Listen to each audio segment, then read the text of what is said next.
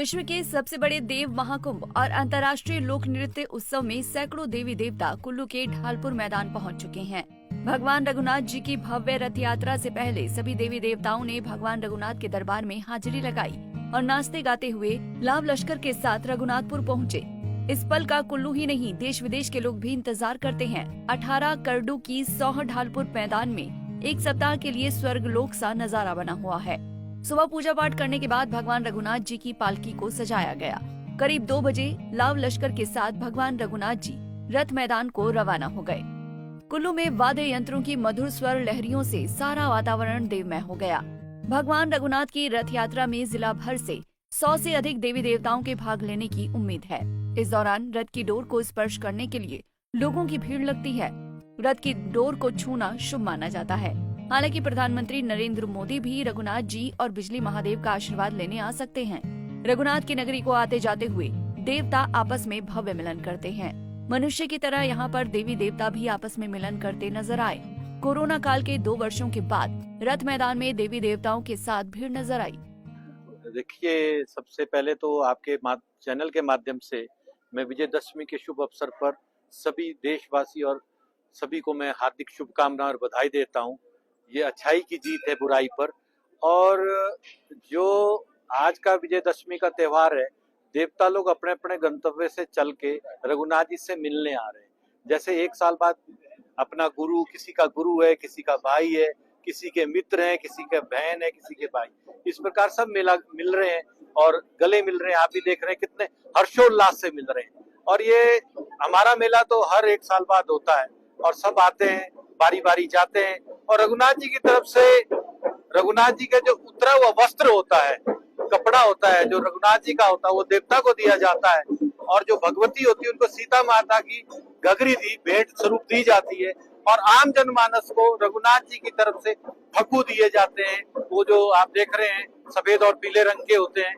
ये इसी प्रकार से ये अपने को खुशी से ग्रहण करके ये लोग सब लेते हैं।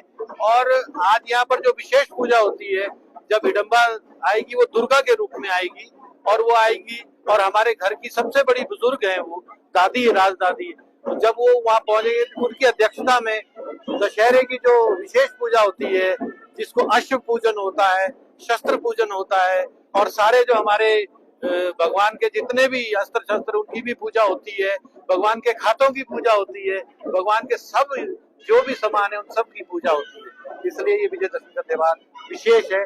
और ये पुनः आप 7 दिन देखिए, देवताओं का मेला है। कुंभ का मेला तो 12 साल बाद होता है, पर हमारे देवी देवता तो हर साल मिलते हैं। मैंने आपको पहले ही बोल दिया कि जैसे अब बड़ी पूजा के बाद जब हिडम्बा आएगी, बड़ी पूजा के समापन के पश्चात दशहरे की विशेष पूजा आरंभ हो जाएंगी और वो लगभग आधा घंटा चलेगी।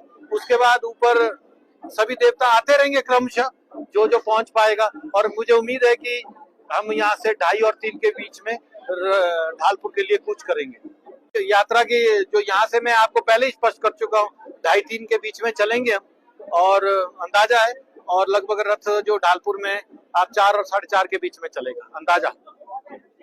I'm David from Israel. This festival, I mean, India is such a diverse and rich cultural country, which is always amazing to see here, because you feel all the energy coming from culture, from religion, but most importantly, from the people themselves. So it's really an honor being here, viewing this and participating. It's really great, and I hope to be here again.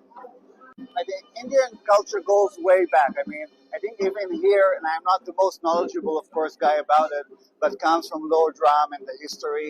So this is amazing. This survives for so many thousands of years. So I think this is the answer. It is rooted inside the people of India, the culture.